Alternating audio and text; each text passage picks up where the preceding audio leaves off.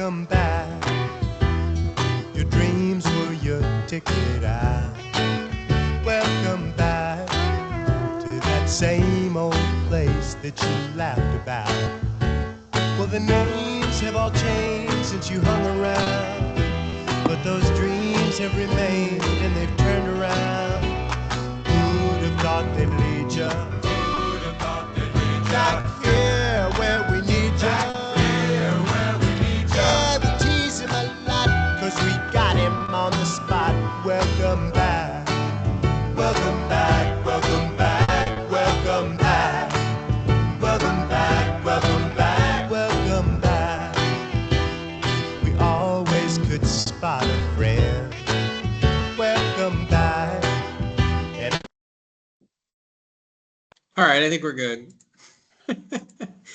Good to see you guys.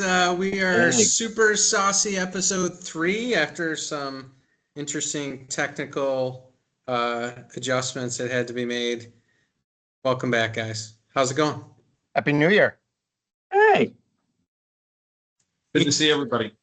You guys seem overly excited about starting the new year. Try and contain your enthusiasm, please. Everybody ready? You know, I played that song as a welcome back phone call a year or two ago, and then realized that not a single student attending Great Neck Public Schools had any reference to what it was, but the parents liked it.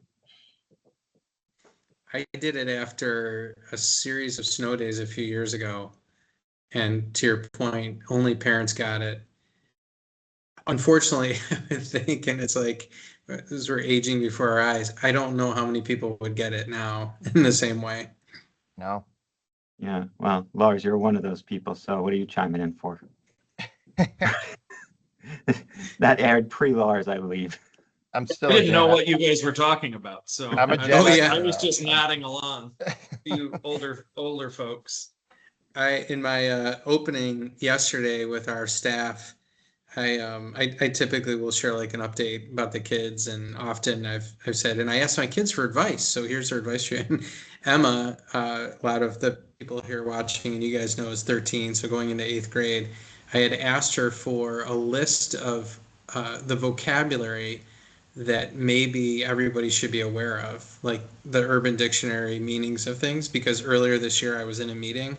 I shared this with our staff where I literally turned to our communications person sitting next to me after a parent said something, and I said to him, I have no idea what that means. I literally have I couldn't tell you. And he laughed and he told me, and of course I'm like Googling this expression that everybody knows. And I went home and I said it to Emma, and she said, Dad, that was like 10 years ago. It wasn't even a most recent one. Yeah. It says the 13-year-old, by the way.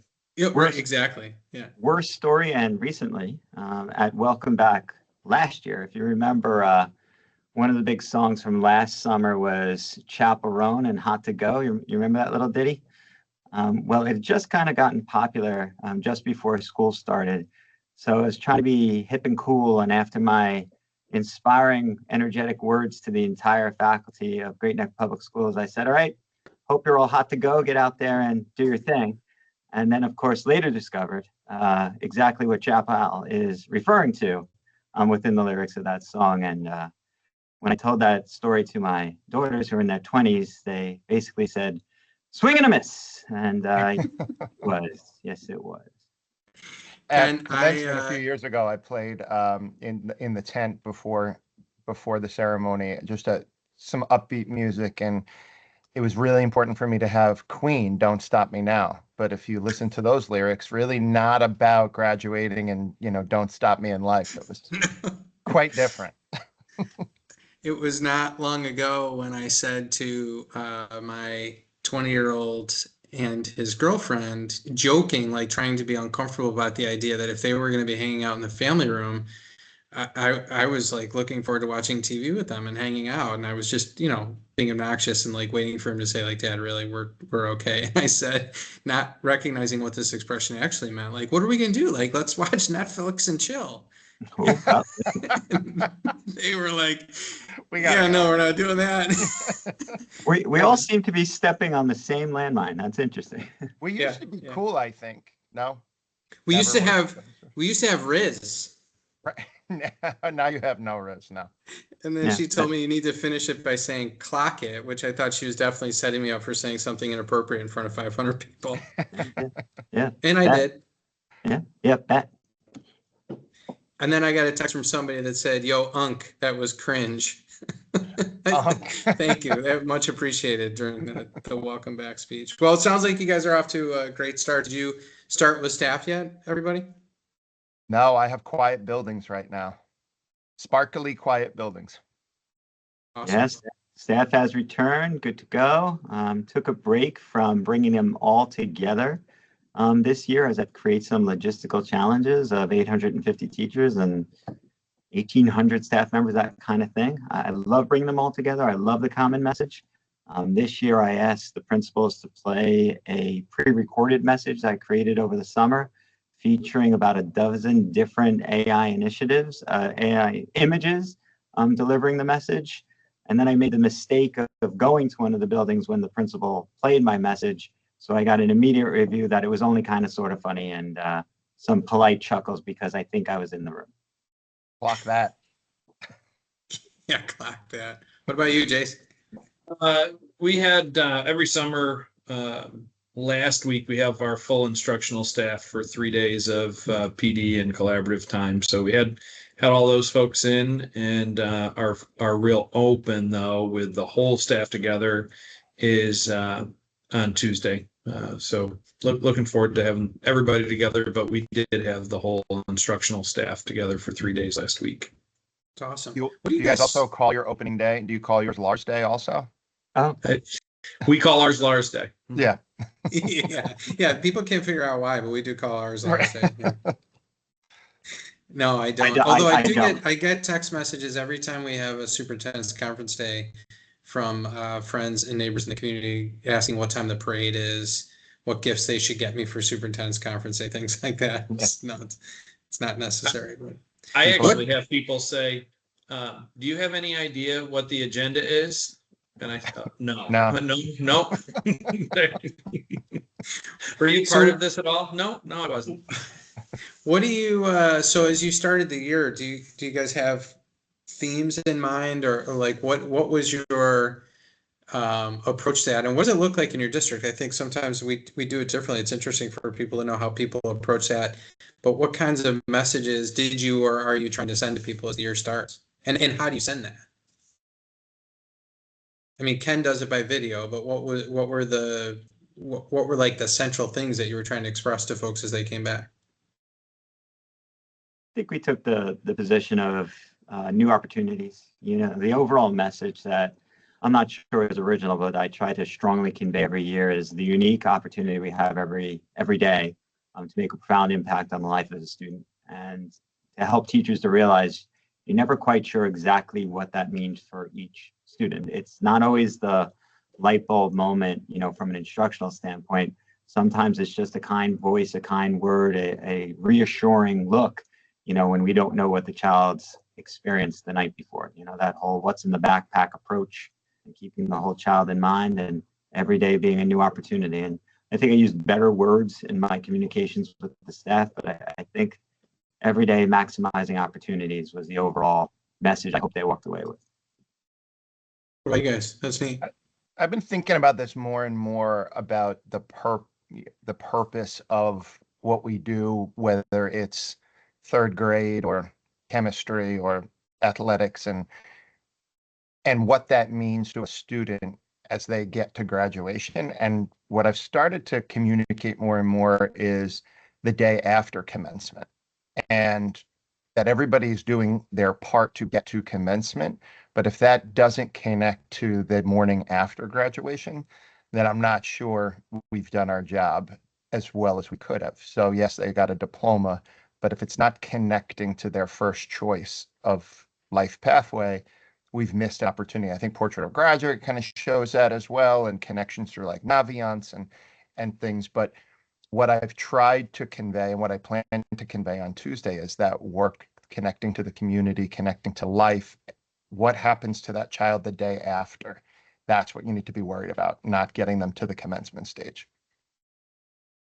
That's cool. Jace, what about you? Yeah, I mean, two things that that I really try to do every year is I think it is, speaking of unique, it is unique that we have this annual fresh start.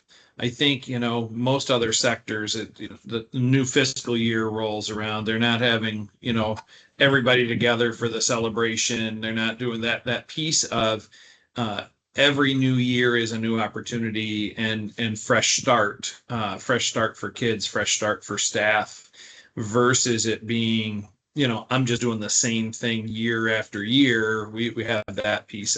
So I definitely try to emphasize that, but also much like Lars. So I go back to the 4 pillars: mission, vision, values, and goals. So one of the things that we just did when we had the whole instructional staff together was a little action research and around the idea of our mission is to ensure each learner's future ready. So we talked about, all right, are we living up to the promise of each? And they were doing deep dives and really looking at IEPs in a different way, and going back to that opportunity to say, okay, so yes, we're going to review IEPs from the standpoint of accommodations and our legal requirements, but broader than that, we want you and your team to take a deep dive into all of your students with IEPs, look at their individual needs and their opportunities, and how can we live up to the promise of each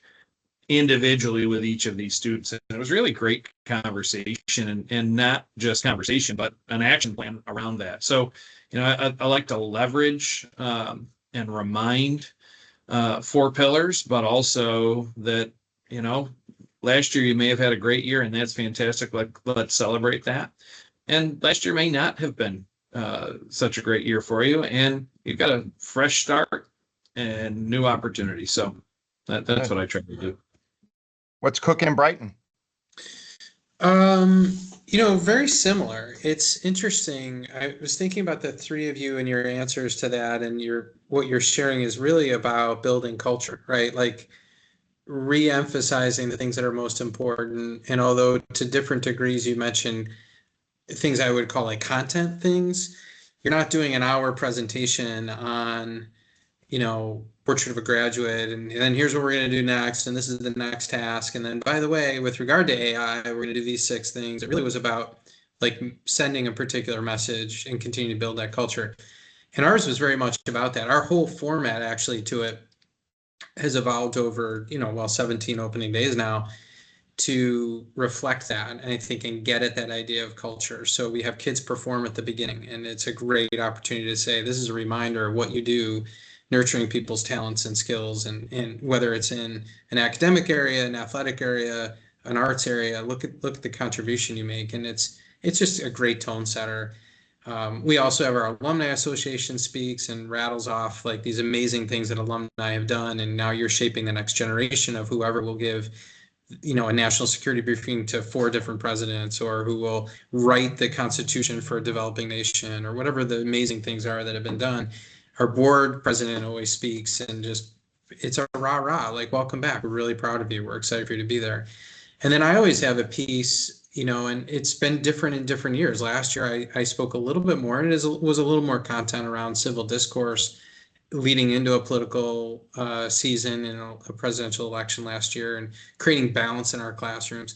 But this year was really all about culture, even more so. And it was really focused on the idea of, one, at the end of last year, I think we all found in our organizations, people were just tired. The world was tired. People were frustrated. National news, political news, world news. It was good to get everybody out the door. I don't mean that in a negative way, but it just, people were ready to be done.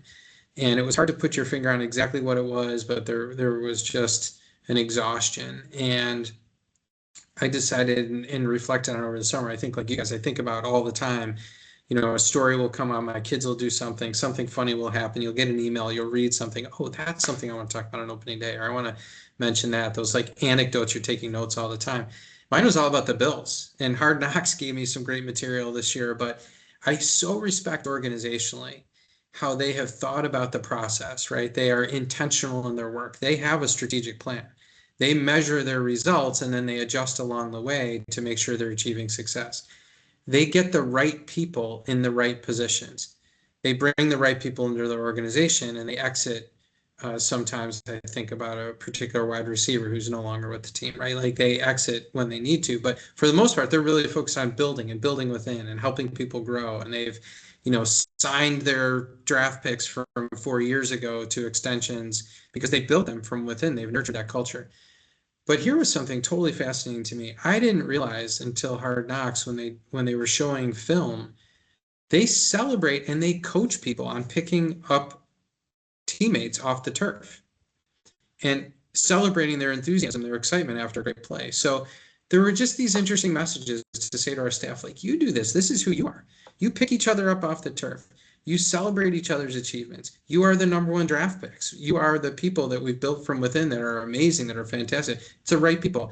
And you're intentional in that work. I think, Brandon Beane, Sean McDermott, they as leaders give us some really great examples of that. So, those were the messages. I always talk about my own kids who our people here all know because they've taught them, and give them kind of an update. But I use it as a great example to go back to how you guys have described this.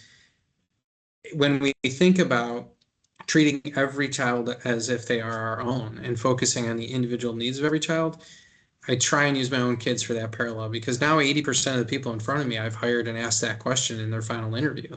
Why should I trust you with my children? I love everybody, but this group of kids that are most important to me, like they're my own children. Why should our community trust you? So it's just a good opportunity. And we introduce new staff. We have a video, but this year we also, because we have a lot of construction, I know some of you are dealing with that too, our building custodians who did an amazing job of cleaning, re-cleaning, made sure that they were all there and could be celebrated, and the staff went bananas for them, which was really cool. But again, it's so much about culture building and less about content on that day, and more about like celebrating we're on this journey together. Let's be there for each other. Let's pick each other up off the turf. So interesting how I think we all get at that in a very similar way over time. It seems to be more about culture than about content, for sure.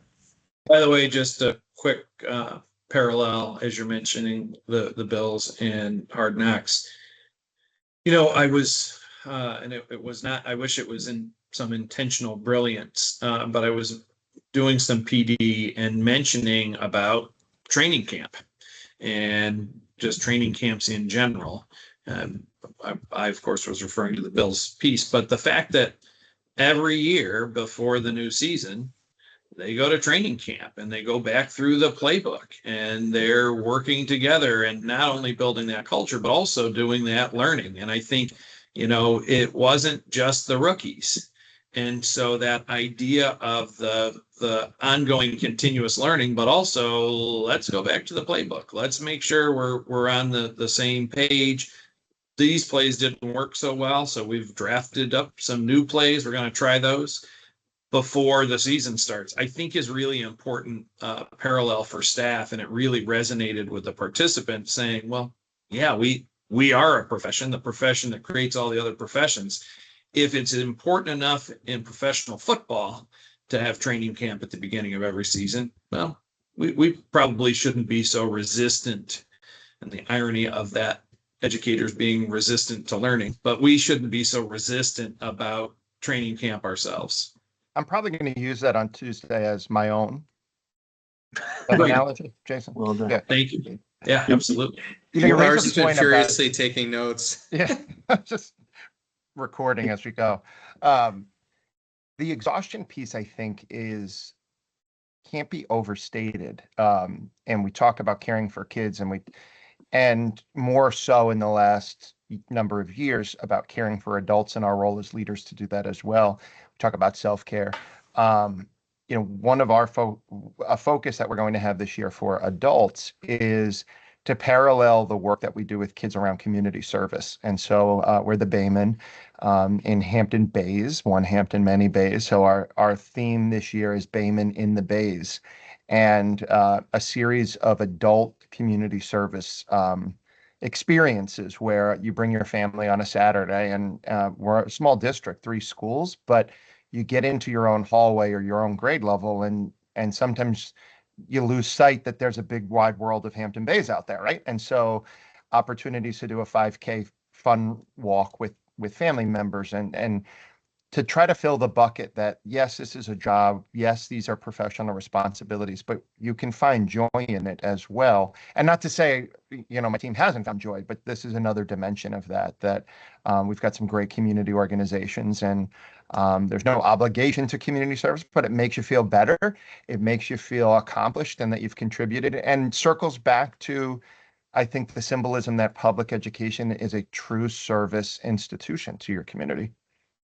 And you're all talking about trying to refocus, recalibrate. And, it occurred to me last week, I was fortunate enough to bring in all the administrative team. We have a large administrative team to serve Great Neck. So we have in our annual retreat, I'm sure you fellows do the same. But I think the takeaway for the leadership team, which is a slightly different lens than the rest of the faculty, was don't let the distractors dictate the year. We do have to make sure we implement the cell phone ban effectively. We do have to make sure the new attendance policy is rolled out with fidelity. We do have to make sure that we're meeting all of those other obligations that are part of what will chart the course for the school year. But don't let the distractions take away from the core mission. We talked about what we want the mindset to be, what we want the culture to be, and we can't allow those distractor items to dominate time, to dominate headspace, or derail the real good work and focused intentions that we have.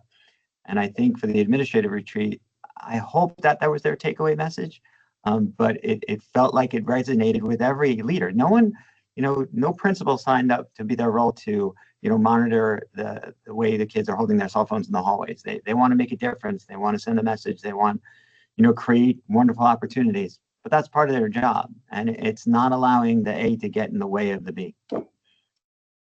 One of you wrote so well about cell phones, and this kind of all ties together, this idea too that let's not let those things be the distraction, is a great way to put it, or derail us. How as leaders can we just focus on positivity, focus on, we'll get that done, and take a deep breath. It's okay. Let's not be overwhelmed by the idea that we have this new rather hastily implemented from the state perspective. And I'm not complaining about it, just saying the reality. It's not like we had 6 months to prepare for this or develop approaches. It's sending that right message that, hey, everybody, take a deep breath. It's going to be okay. And let's not let those things throw us off from the great work of caring for children every day. You're not oblivious to it. These are challenges. World politics are a challenge. Local politics are a challenge.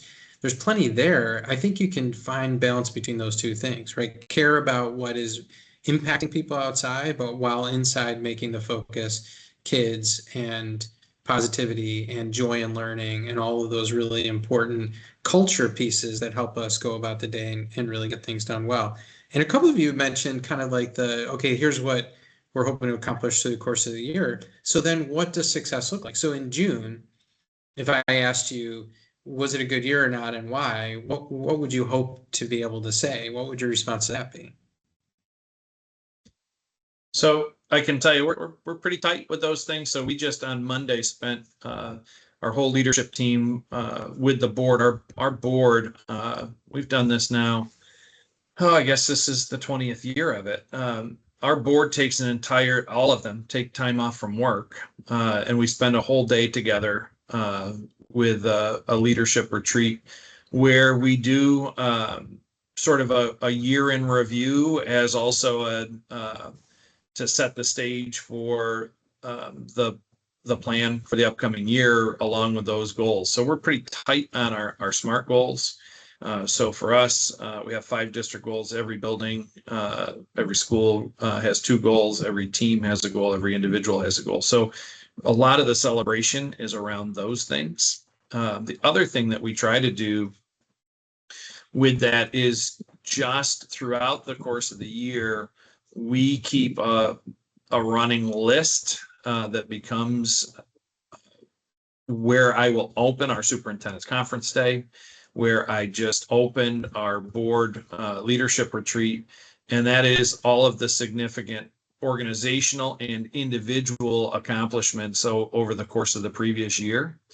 And what's really cool about that is, because we've done it for so long, I can give you a history. We've probably done that at least 15 years of year to year to year. And it's what is interesting now, and I was able to say it with the board, look at this laundry list of things. Any one of those 20 years ago would have been like, hold the presses, look at this. And now it's a little of ho-hum. We got this award up, we had this happen.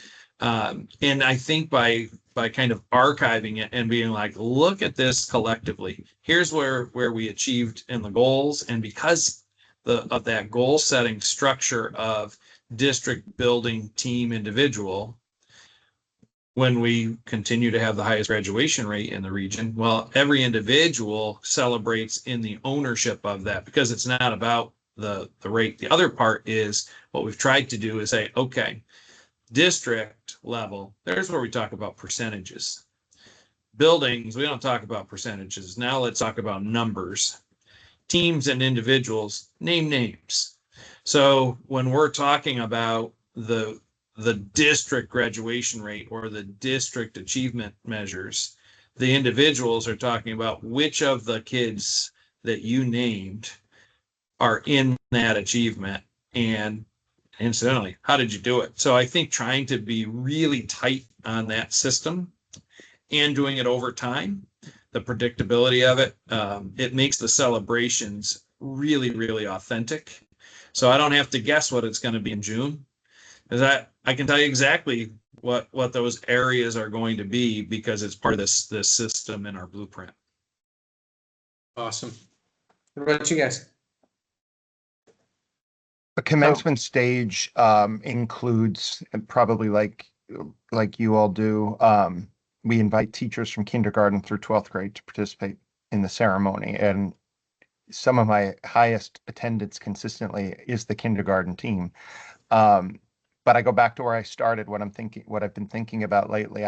I will feel successful if I can step off of that stage in June and not say, "Oh, I'm worried about that one.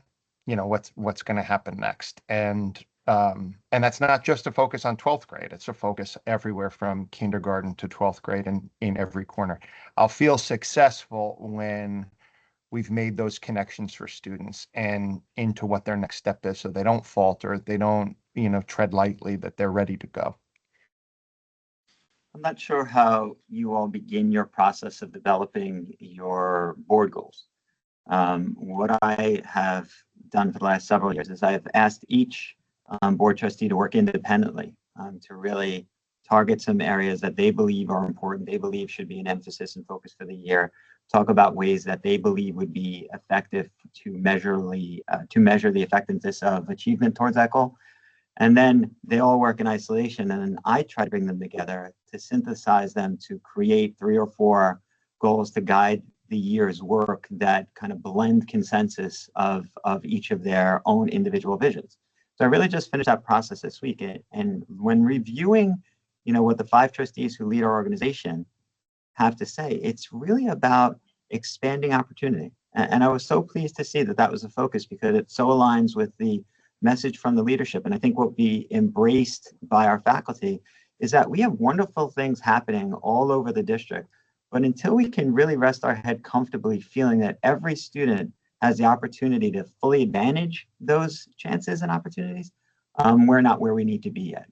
So I think at the end of the year, I'm going to look back and say, how did we do in increasing opportunity, exposure, diversifying the opportunities that we can create for our kids, and how many more of them took advantage of the wonderful resources that exist within our schools. I think that's my end of year look back. Awesome. We're kind of a combination of those things. We also have, similar to the way Jason described our blueprint, you guys know, well, I talk about this all the time, our strategic plan keeps us also very tightly aligned to outcomes that we determine over the summer, goals that we set, very specific measurables, indicators of success, we call them, and we go through those throughout the year and update, and then at the end of the year measure those, and that informs our next year's plan. I think also just based on what I said in our opening around culture, I'll be thinking a lot about, did we land at a place where, yeah, people always by June are ready to get out the door and are beat. They've put everything into it. They have literally emptied every bit of effort they have into helping kids be successful. But did people leave also feeling like they left it all on the table in a good way, and that we landed in a good place? Like Lars said, kids off the stage not being worried about where they're at, but also just generally feeling energized by their effort while being tired from their effort, right? And did we continue to build culture and feel good about that work, help each other up off the turf kind of piece? I think will be really, really important to us too. All right, so we're like up against it. I was thinking about and sharing with some future superintendents, what happens this time of year for all of us. I think there's some best practices to pick apart. I will be soon cooking some hot dogs and hamburgers with our central office staff, thanking them for their work to get ready. Doing my phone call, my robocall for the night before school starts, welcoming people back, and kind of preparing some of those pieces. I will say I'll be sending out a video clip. I want to give them credit.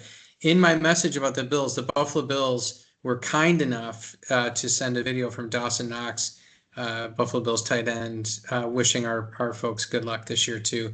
And my relentless son at training camp got a couple video clips of Deion Dawkins and Ray Davis wishing the same. So we'll send those out. But today is also about, as we wrap up, calling each of the principals, hey, you all set, ready to go? Need anything? I know they are, but it's more about making sure too that I'm asking and making sure that we're available to people, kind of checking on all those last minute details, and then just be a part of the celebration on Tuesday. You guys have any good last best practices as the summer closes and as the year starts? High visibility, Kev. I think it's a real important time of year for folks to see in the buildings, walking the hallways, popping in, welcoming the students back directly. And really, it's a tough time of year to get out of office because typically the email is building up and the phone messages are continuing while the growing pains of reopening. But to allow yourself the opportunity to really have those personal interactions and be amongst the people, I think is top priority for our colleagues this time of year. Can I call you out on something, by the way? I appreciate the training camp reference. I appreciate the Buffalo Bill influence on both you and Jason, because I know the fans that you are. But I think it's funny that you refrained from personally naming Stefon Diggs for fear that he might listen to our Superstars podcast and somehow negatively respond to you talking about his exodus from the team, because I know who you're talking about, and you did not want to name Stefon Diggs. I think the reach of Supersauce is far and wide, and I'm fairly sure that I don't want to create a Kendrick Lamar Drake kind of situation. I'm really trying to avoid. If we get a comment from Stefon, I'm going to prize that. I'm really going to embrace it. So now I'm hoping for it. By the way, this is also the Bills fan protection from karma. The fact that now he's in the division on another team. I'd prefer not to mess with that for fear of what will happen at 2 games this year. Well, I know we're up against it because the time lights in where I am have gone out. So it's become a tradition for, I enjoy the same experience that the McGowans have, where my kids are part of the school system. And so the Sunday before school has become a tradition where Ryland and I walk through all the buildings by ourselves when it's quiet and you have that chance to think. And because come Tuesday, what we're doing is responding. And so it's a good recenter for me and for a nervous little 9-year-old who is just, getting back into the school year. That's awesome. Jason, you have any suggestions? I have nothing to offer. I'm thinking, visibility, phone calls, check-ins. He's writing it all down. Strike three. No, I'm just thought I would put an away message to my emails. Sorry, I'm not available right now for your transportation question. It just occurred to you that you'd like to enroll your child in our school, even though you don't live here. But you get our newsletters, so close enough. That is legitimately a logic I was working on this morning. No, I think much of the same. I think that once we get rolling, one of the things to do is to be brief and get out of the way. They're eager to get in their rooms. They're eager for their kids. You've got teachers that have been there for 35 years that still get butterflies the night before the first day of school. You've got kids and families that are laying out the outfits and all of those things. And I think to some degree, it is an opportunity to shut up, get out of the way, and let things roll. And I always think, yes, to Ken's point, lots of little logistical things that are going on. But this time of the year, whenever there's this excitement, there's a joy. I love seeing kids arrive at school and see their friends and see their teachers and all that. And nobody's mad at each other yet. So I really I like to soak in those first few days and really just let the magic happen. Yeah, there's nothing better. It's such a gift. You know, we talked about that after graduation, like being a part of that, but being a part of the start of school, it's like all the greatest holidays rolled into one, the start of that journey. The sound of diesel buses purring through the neighborhoods doing their practice runs. And then on the first day, people taking pictures, kids getting off that bus. It is awesome to be a part of. So I hope you guys have a fantastic year. By the way, Jason, it's not just kids and parents that are laying out their outfits for the first day. Very excited. Ken's has been laid out I'm for a sure week. you are. I'm sure. I'm Kevin, sure you are, and I don't want to see it. So I don't want your first day of school picture that you generally do. I'm just going to tell you, I'm going to wear something that is executive cut. Now, I don't know. You don't know this. You probably don't know what an executive cut is. So when you look at suits now, people like me who get things off the rack. So they have these stores where you can actually buy pre-cut materials. But anyway, I thought executive cut was like this. Wow, that must be higher end. That must be high quality material. What I learned is executive cut was the new term, and I love the fit of them. I'm like, these are made for me. It's the new term for what they used to call the portly cut. So when I was skinny when I was young, I haven't been since, but the husky section of the stores, in a men's store that used to be called portly, it's now executive. So I'm going to find some executive cut outfit that maybe will button. Sounds very sounds fancy. Trust me, it's not. JC, gentlemen, yeah. Good luck being executives with or without executive cuts. Oh, Ken, go ahead. Yeah, we usually title our Super Sauce entries, and I think Jason nailed what the title of this one should be. Shut up and get out of the way. Shut up and get out of the way. Not executive That's the right title. I think it's the right title. Got it. Happy New Year, boys. Happy New Year. As usual. That's why you don't ever ask me to say anything, because you're gonna get what I think. Have a great year. You're not wrong. I hope you and your kids and your families have a great year. Love you guys. Have a great one. Well done.